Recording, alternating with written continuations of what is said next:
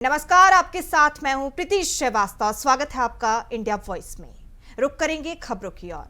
खबर रायपुर से है, जहां प्रदेश की नागरिक सुरक्षा व्यवस्था को और अधिक मजबूत बनाने के लिए छत्तीसगढ़ सरकार लगातार प्रतिबद्ध प्रयास कर रही है। संसाधनों के आधुनिकीकरण, अग्निशमन सेवाओं को तकनीकी रूप से उन्नत करने और जवानों के प्रशिक्षण और मनोबल को प्राथमिकता देने की दिशा में ठोस कदम उठाए जा रहे हैं। इसी कड़ी में मुख्यमंत्री विष्णुदेव साय ने राजधानी रायपुर के माना कैंप स्थित नगर सेना केंद्रीय प्रशिक्षण संस्थान परिसर में आयोजित कार्यक्रम में 20 नवीन अग्निशमन वाहनों को हरी झंडी दिखाकर रवाना किया। इस अवसर पर उन्होंने सेक्टर 13 नवा रायपुर में नवनिर्मित अग्निशमन केंद्र सह आवासीय परिसर और माना में नवीन सेनानी कार्यालय का भी लोकार्पण किया।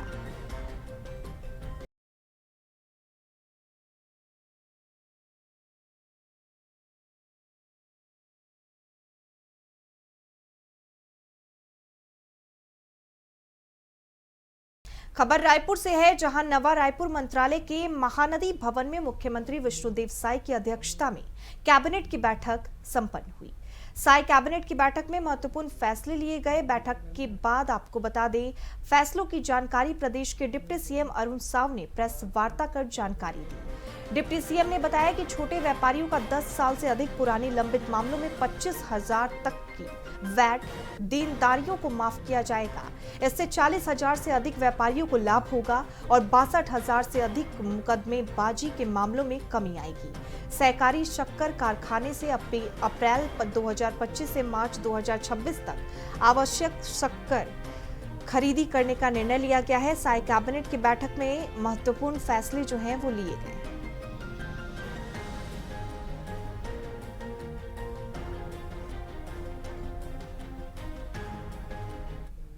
कैबिनेट की बैठक में नया रायपुर छत्तीसगढ़ में NIFT राष्ट्रीय नेशनल प्रौद्योगिकी संस्थान के कैंपस को मंजूरी प्रदान की गई।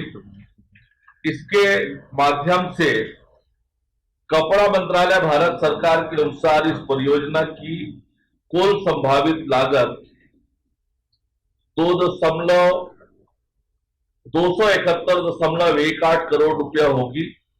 इसमें भूमि क्रय हेतु 21.18 करोड़, भवन निर्माण के लिए 200 करोड़ और मशीनरी, फर्नीचर आदि के लिए 50 करोड़ रुपए का व्यय होगा। इस संस्थान की स्थापना से फैशन के क्षेत्र में प्रदेश में युवाओं को नए अवसर मिलेंगे और फैशन उद्योग को तकनीकी रूप से प्रशिक्षित मानव संसाधन भी उपलब्ध हो सकेंगे। राष्ट्रीय फैशन और प्रौद्योगिकी संस्थान NIFT भारत में फैशन शिक्षा का एक प्रमुख संस्थान है, जिसकी स्थापना 1986 में कपड़ा मंत्रालय भारत सरकार के तहत हुई थी। NIFT के पूरे भारत में 17 परिसर हैं, जिनमें दिल्ली, मुंबई, कोलकाता, बेंगलुरु शामिल है। यह फैशन डिजाइन, प्रबंधन और प्रौद्योगिकी में स्नातक और स्नातकोत्तर कार्यक्रम प्रदान करता है। संस्थान fashion design, textile design, fashion प्रबंधन, फैशन प्रौद्योगिकी जैसे क्षेत्रों में विशेषज्ञता रखता है। यह छात्रों को व्यवहारिक अनुभव और प्लेसमेंट के अवसर प्रदान करने के साथ साथ फैशन उद्योग में सहायता करता है। सुकमा जिले से एक बड़ी खबर सामने आई है। यहां 22 नक्सलियों ने एक साथ पुलिस और CRPF के अफसरों के सामने सरेंडर किया है। इन पर कुल 40सहित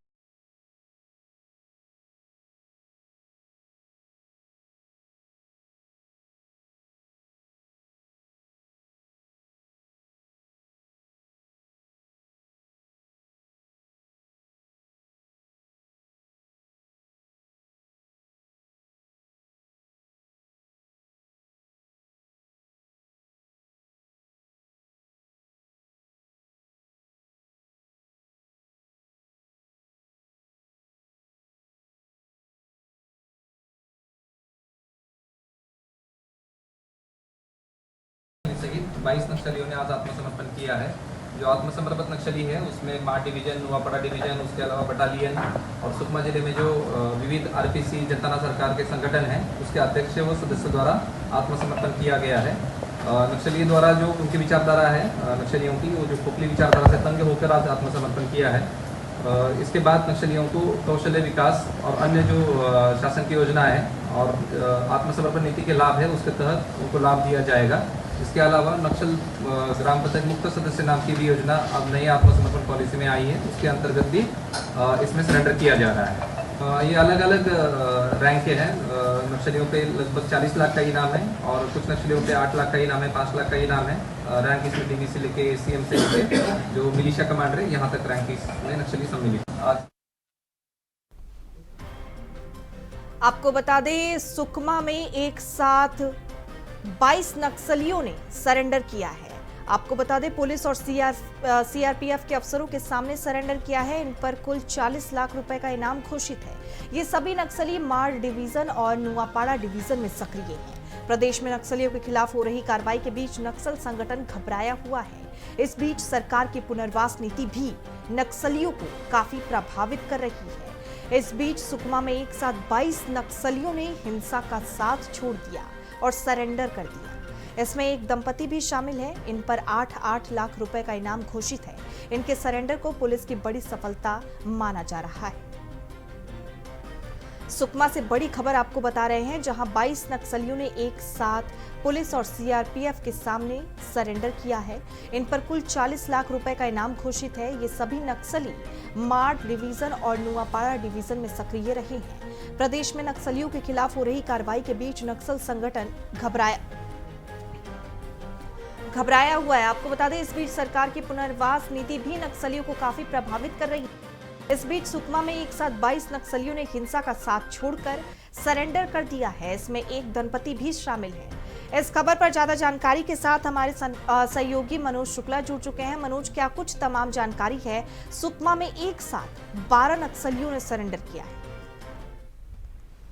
जी जी देखिए, आपको बता दूं कि लगातार छत्तीसगढ़ सरकार को कामयाबी मिल रही है। नक्सलियों की जो आत्मसमर्पण नीति सरकार द्वारा लागू की है, कहीं न कहीं उसको सराहा भी जा रहा है, जिसके तहत लगातार आए दिन नक्सलियों का आत्मसमर्पण देखने को मिल रहा है। तो इसी कड़ी में आज 22 नक्सलियों ने बस्तर का सुकमा जिला है जो घोर नक्सलवाद से घिरा हुआ एरिया था, वहां पर आज 22 नक्सलियों ने जो है आत्मसमर्पण किया। कहीं न कहीं सरकार की नीति से प्रभावित होकर जो सरकार की नीति है कि अब गाँव में जो नक्सल मुक्त गांव होंगे वहां पर 1 करोड़ रुपया सरकार जो है तो वहां पर देगी गांव के विकास के लिए। तो इन सब चीजों का बड़ा प्रभाव देखने को मिला। इसी के तहत आज 22 नक्सली, जिस पर करीब 40 से 50 लाख के बीच का इनाम रखा गया था, उन ऐसे नक्सलियों ने आत्मसमर्पण किया है। तो ये बड़ी बात सामने निकल कर आई है। और आपको बता दूं कि कहीं न कहीं जो देश के गृह मंत्री अमित शाह ने जनता से वादा किया था कि 2026 मार्च तक जो है पूरे देश से नक्सलवाद खत्म कर देंगे, उसी के तहत जो है सरकार की योजनाओं से प्रभावित होकर, साथ ही साथ सरकार की चुस्त दुरुस्त जो यहाँ के जवानों को हौसला जो है अफजाई करते हुए जवानों द्वारा लगातार नक्सलियों को मार गिराने का भी काम किया गया, जिसमें हार्डकोर नक्सली मारे गए हैं और हार्डकोर नक्सली आत्मसमर्पण भी कर रहे हैं। तो कहीं न कहीं निश्चित रूप से छत्तीसगढ़ सरकार के लिए ये बड़ी उपलब्धि है। प्रीति जी मनोज, नक्सलवाद छत्तीसगढ़ में लगातार खत्म होता हुआ नजर आ रहा है। अभी एक साथ 22 नक्सलियों ने आत्मसमर्पण किया है। इस बीच छत्तीसगढ़ को क्या बड़ी सौगात मिलने जा रही है? छत्तीसगढ़ वासियों के लिए ये बहुत अच्छी खबर मानी जा रही है।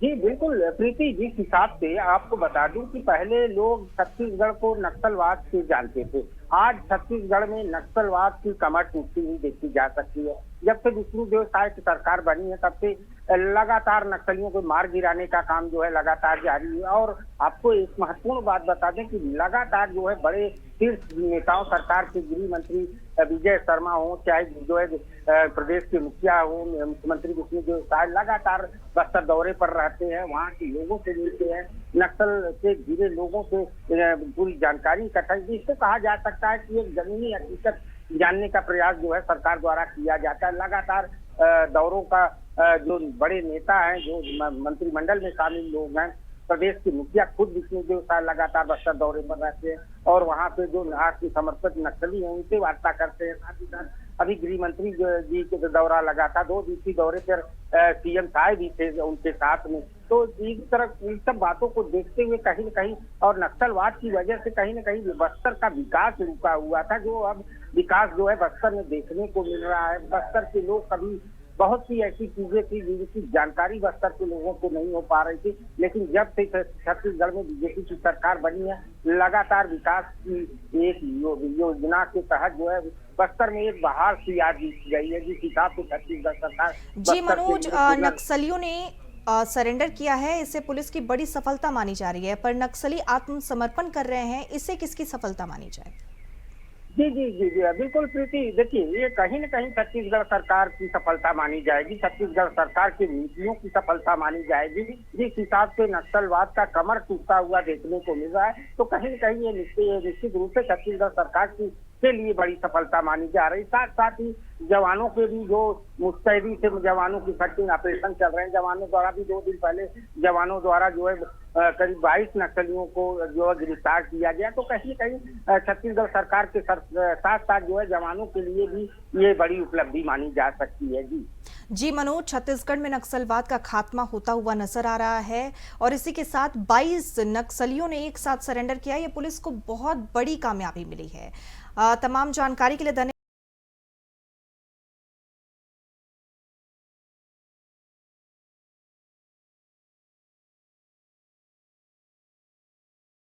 छत्तीसगढ़ लोक सेवा आयोग भर्ती घोटाले में सीबीआई ने बड़ी कार्रवाई करते हुए रायपुर और महासमुंद में एक साथ 5 ठिकानों पर छापेमारी की है।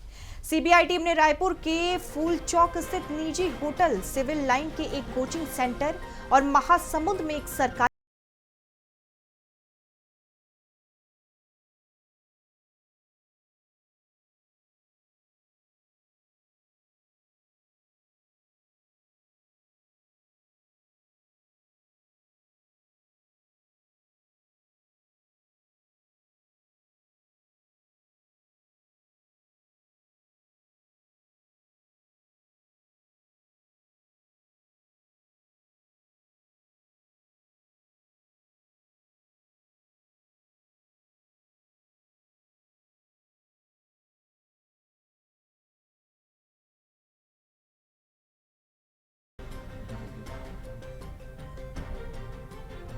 और इस खबर पर ज्यादा जानकारी के साथ हमारे सहयोगी मनोज हमारे साथ जुड़ चुके हैं। मनोज, क्या कुछ तमाम जानकारी है? सीबीआई की बड़ी कार्रवाई देखने को मिली है रायपुर में।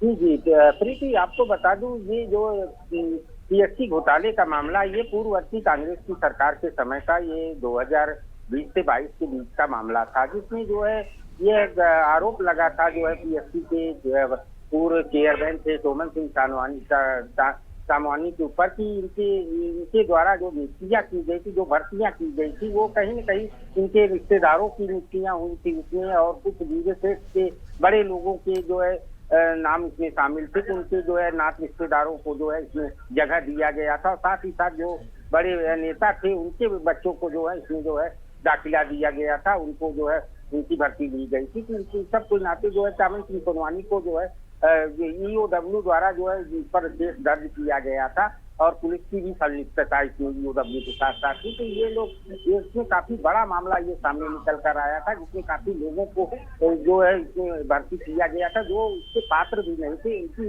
नियुक्ति इसमें हुई थी। तो इसी बात को लेकर जो है सीबीआई की जो है दखल अंदाजी अब इसमें हो गई है। सीबीआई द्वारा 5 ठिकानों पर छापेमार कार्रवाई चल रही है, जिसमें जो है अभी जो है इसकी जो है आधिकारिक पुष्टि नहीं हो पा रही है। फिलहाल इसमें बड़े बड़े मामले जो है सामने निकल कर आएंगे। अगर सीबीआई द्वारा जो मीडिया को जानकारी दी जाएगी, तो कहीं न कहीं निश्चित रूप से छत्तीसगढ़ लोक सेवा आयोग में जो बड़े घोटाले हुए थे, जिसके कारण जो है बड़ी भर्तियों में जो अनियमितता पाई गई थी, उसका बड़ा खुलासा जो है सीबीआई द्वारा किया जा सकता है आने वाले समय में। जी मनोज, सीबीआई की इस जांच में, कार्रवाई में क्या कुछ अहम दस्तावेज हाथ लगे हैं? प्रीति, देखिए अभी जो जांच की कार्रवाई जो ये बहुत ही, जब सीबीआई हो चाहे ईडी हो चाहे ईओडब्ल्यू की जब कार्रवाइयां चलती है, तो उस समय जो है मीडिया से कोई जानकारी इन लोग शेयर नहीं करते। उसके बाद कुछ दिन बाद इसमें जांच पड़ताल करके वो लोग जो है मीडिया को जानकारी देते हैं। तो अभी इस पर कुछ कहना जो है संभव नहीं है, इसलिए कि अभी इसकी कोई आधिकारिक पुष्टि भी नहीं हुई है। सीबीआई जो है अपने गुपचुप तरीके से जो है ये सब जो है 5 जगहों पर छापेमार कार्रवाई करके दस्तावेज खंगाल रही थी। तो इसका ये खुलासा जब होगा फिर तब ये बात सामने निकल कर आई है कितने लोगों का नाम शामिल था, कौन कौन जिनमें इसकी संलिप्तता थी, कौन से जो ब्यूरोक्रेट बड़े ब्यूरोक्रेट थे उनके नाम भी सामने बड़े खुलासे हो सकते हैं। साथ ही साथ राजनीतिक रखने वाले लोगों का भी नाम सीबीआई द्वारा खुलासा किया जा सकता है आने वाले समय में। जी मनोज, एक साथ 5 ठिकानों पर ये कार्रवाई हुई है, वो 5 ठिकाने आखिर कौन कौन से हैं और क्या कुछ वहां से तथ्य सामने निकल कर आए हैं? जी प्रीति, आपको बता दूं कि राजधानी में जो है उनके करीब 3 ठिकानों पर सीबीआई की दबिश जारी थी और साथ ही साथ महासमुंद जिले में जो है दबिश जारी थी। और जब आपको बता दूं प्रीति कि इन लोगों की जब दबिश दी जाती है किसी भी चीज की जांच के लिए, जब ये लोग पूरे एकदम बहुत ही सीक्रेसी बरतते हैं, जो इसलिए जो है पूरी बातों का खुलासा लेकिन नहीं हो पाया है। लेकिन ये पुख्ता जानकारी मिल रही है सीबीआई द्वारा 5 ठिकानों पर जो है ये जो डीजीपीएससी घोटाले को लेकर बड़ी कार्रवाई की गई है। लेकिन अभी जी मनोज, एक साथ 5 ठिकानों पर सीबीआई की कार्रवाई देखने को मिली है। इस पर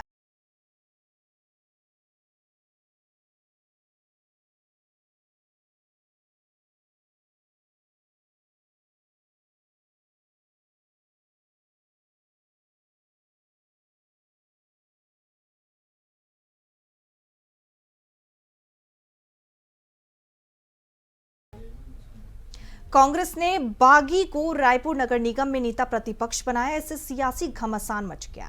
आपको बता दें, संदीप साहू और समर्थकों ने राजीव भवन में जमकर हंगामा किया। वहीं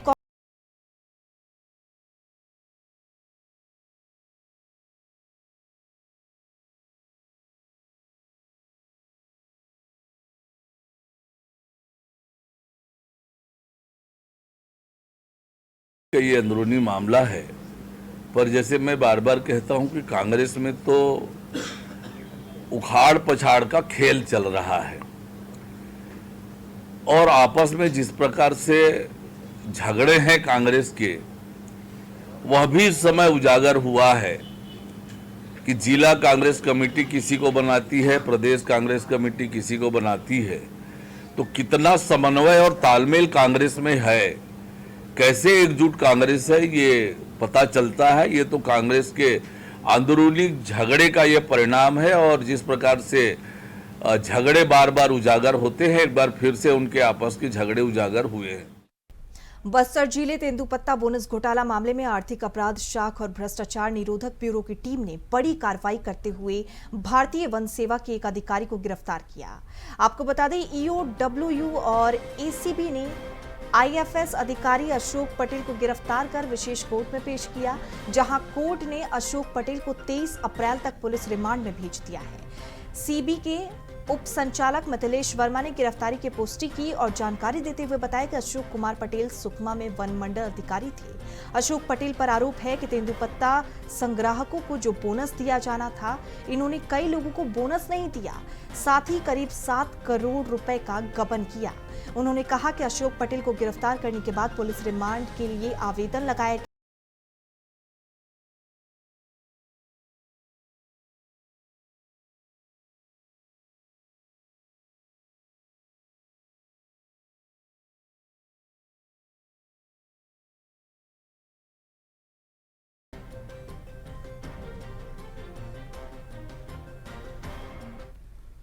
राजधानी रायपुर में नगर निगम के बुलडोजर कार्रवाई जारी है। रायपुर में पंडरी कैनाल रोड इलाके में अवैध अतिक्रमण पर निगम ने बुलडोजर चलाई है। आपको बता दें, सड़क किनारे अवैध तरीके से अतिक्रमण कर पान ठेला, बिरयानी होटल सहित अन्य दुकानें संचालित की जा रही थी। शिकायत मिलने के बाद निगम अमले ने यहां बुलडोजर कार्रवाई की है।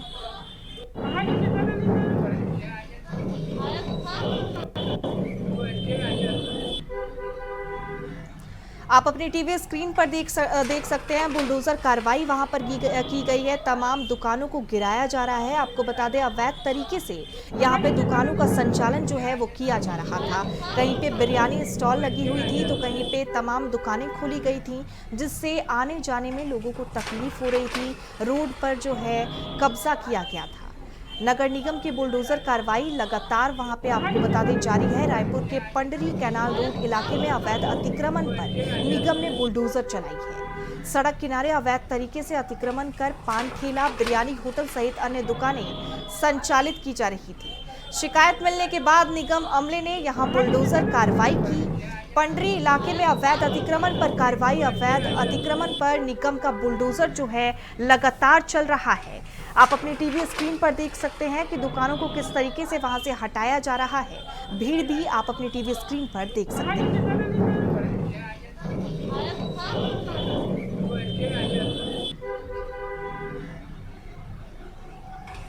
रायपुर में नगर निगम की बुलडोजर कार्रवाई जारी है। रायपुर के पंडरी कैनाल रोड इलाके में अवैध अतिक्रमण पर निगम ने बुलडोजर चलाई है। आपको बता दें सड़क किनारे अवैध तरीके से अतिक्रमण कर पान ठेला, बिरयानी होटल सहित अन्य दुकानें संचालित की जा रही थी। शिकायत मिलने के बाद निगम अमले ने यहां बुलडोजर कार्रवाई की। पंडरी इलाके में अवैध अतिक्रमण पर कार्रवाई। अवैध अतिक्रमण पर लगातार कार्रवाई जो है वो की जा रही है।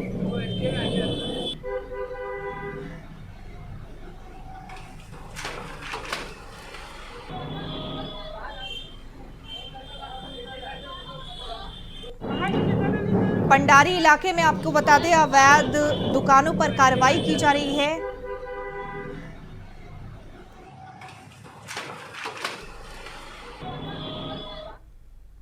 और आपको सीधा ले चलते हैं श्रीनगर, जहां गढ़वाल से पीएम मोदी क्या कुछ कह रहे हैं, सुनिए। उत्साह और ऊर्जा से ओत-प्रोत आप सभी युवाओं के बीच में आकर मुझे अत्यंत हर्ष की अनुभूति हो रही है। और सच में मैं जब भी किसी छात्रों के कार्यक्रम में जाता हूं, युवाओं के कार्यक्रम में जाता हूं, तो अपने आप में एक नई ऊर्जा का अनुभव होता है। हिमालय की सुंदर घाटी में अलकनंदा के तट पर स्थित ये विश्वविद्यालय शिक्षा का एक ऐसा मंदिर है जहां ज्ञान, संस्कृति और प्रकृति का एक अनूठा संगम देखने को मिलता है। 1973 में स्थापित ये विश्वविद्यालय पूरे गढ़वाल क्षेत्र के विद्यार्थियों के लिए उच्च शिक्षा का एक महत्वपूर्ण केंद्र रहा है। आज जहां एक और ये केंद्रीय विश्वविद्यालय के रूप में देश में अपनी एक अलग पहचान बना रहा है, वहीं इसका छात्र संघ ऐसे अनेक जुझारू और संघर्षशील छात्र नेताओं को तैयार कर रहा है जो भविष्य में देश और प्रदेश की दिशा और दशा तय करेंगे। आने वाले समय में तमाम प्रकार के निर्णय लेने वाले इस विश्वविद्यालय से निकलेंगे। मैं छात्र संघ के सभी पदाधिकारियों से आज के अवसर पर यह कहना चाहूंगा कि आपके विजन में केवल उत्तराखंड की ही नहीं बल्कि पूरे भारत की आकांक्षाएं समाहित होनी चाहिए। एक बड़ी सोच होनी चाहिए, दूरदृष्टि होनी चाहिए, भविष्य का एक विजन आपके सामने होना चाहिए। क्योंकि हम अगर कोई विजन बनाते हैं, जैसा हमारा मन होता है उसी प्रकार से हमारे सभी क्रियाकलाप हो जाते हैं। वो लक्ष्य हमारे सामने आने लगता है, हम लक्ष्य की दिशा में आगे बढ़ना प्रारंभ कर देते हैं। युवा साथियों, आप सभी के बीच आकर मुझे भी अपने छात्र जीवन की कई बातें आज याद आ रही है।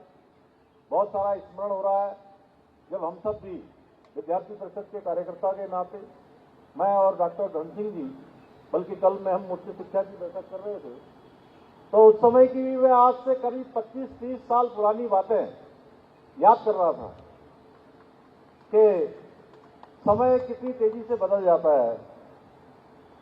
जब मैं भी छात्र राजनीति में सक्रियता से प्रतिभाग किया करता था, उस समय का स्मरण आज आप सबके बीच में आकर हो रहा है। मेरा मानना है कि जैसा अभी कंडारी जी कह रहे थे यहाँ से कि उनके व्यक्तित्व के विकास में इस विश्वविद्यालय का बहुत योगदान है। और मैं कहना चाहता हूं कि हम सभी के व्यक्तित्व के विकास में जो भी हमको शिक्षा मिली है उसमें हमारे छात्र राजनीति का, छात्र दिनों का या छात्र रहते हुए जो हमने शिक्षा का अध्ययन किया, शिक्षा प्राप्त की, उसका संपूर्ण जीवन भर हमारे जीवन में योगदान रहने वाला है। संपूर्ण जीवन भर उसकी अमिट छाप रहने वाली है। मेरे व्यक्तित्व विकास में भी छात्र राजनीति का महत्वपूर्ण योगदान रहा है, क्योंकि छात्र संघ आपके भीतर एक नेतृत्व और जनसेवा की भावना को जागृत करने का कार्य करता है। और मैं अपने अनुभव के आधार पर यह कह सकता हूं कि सच्चे अर्थों में नेता वही होता है जो विरोध के साथ समाधान भी दे और जो आलोचना में भी निर्माण की भाषा बोले, हमेशा सकारात्मक रहते हुए आगे बढ़े, सकारात्मक सोच के साथ आगे बढ़े और लगातार प्रयत्नशील रहे, लगातार प्रयत्न करता रहे। इसलिए छात्र संघ के आप सभी पदाधिकारियों को, हमारे सभी छात्रों को यह संकल्प लेना चाहिए कि आपके नेतृत्व में 100 से अधिक आपकी सोच की झलक दिखे। सोच होनी चाहिए, शोर होना चाहिए, लेकिन सोच इससे अधिक होनी चाहिए। हमेशा इसकी एक छाप दिखाई देनी चाहिए। भाइयों बहनों, आदरणीय प्रधानमंत्री श्री नरेंद्र मोदी जी के मार्गदर्शन एवं सहयोग से हमारी राज्य सरकार उत्तराखंड को अन्य क्षेत्रों की भांति शिक्षा के क्षेत्र और नवाचार में भी अग्रणी राज्य के रूप में स्थापित करने के लक्ष्य को लेकर निरंतर कार्य कर रही है। प्रदेश की शिक्षा व्यवस्था को और अधिक आधुनिक और व्यवहारिक और सुव्यवस्थित बनाने के लिए हम अनेक स्तरों पर कार्य कर रहे हैं। अनेक नवाचार को हम प्रोत्साहित कर रहे हैं, नवाचार को आगे बढ़ा रहे हैं। आज जहां एक और नई शिक्षा नीति को लागू कर प्रदेश के विश्वविद्यालय और शोध संस्थानों में आर्टिफिशियल इंटेलिजेंस, मशीन लर्निंग और बिग डेटा जैसे कोर्सेज को संचालित करने की पहल की जा रही है। वहीं साइंस सिटी, एस्ट्रो पार्क आदि का निर्माण कर हम राज्य में साइंटिफिक रिसर्च को भी बढ़ावा देने की दिशा में लगातार काम कर रहे हैं। इसके साथ ही हम अपनी नीतियों और योजनाओं के माध्यम से राज्य में हमारे नौजवान युवा जो स्टार्टअप के क्षेत्र में काम कर रहे हैं, स्टार्टअप को प्रोत्साहित कर एक ऐसा इकोसिस्टम विकसित करने का प्रयास कर रहे हैं जहां हमारे युवा नौजवान, हमारे प्रतिभावान, इस राज्य के होनहार युवा अब नौकरी मांगने वाले न बने, बल्कि आने वाले समय में वो नौकरी देने वाले बन सकें। सभी का अपने साथ साथ अन्य लोगों को भी रोजगार और स्वरोजगार से जोड़ने का काम कर सकें। इतना ही नहीं, आज उत्तराखंड के महाविद्यालयों में इंफ्रास्ट्रक्चर को मजबूत करने के साथ साथ 9 महाविद्यालयों की स्थापना करने की दिशा में भी कार्य किया जा रहा है। इसी प्रकार राज्य में 20 मॉडल कॉलेज की स्थापना की जा रही है और महिला छात्रावास एवं आईटी लैब सहित परीक्षा भवनों आदि का निर्माण भी किया।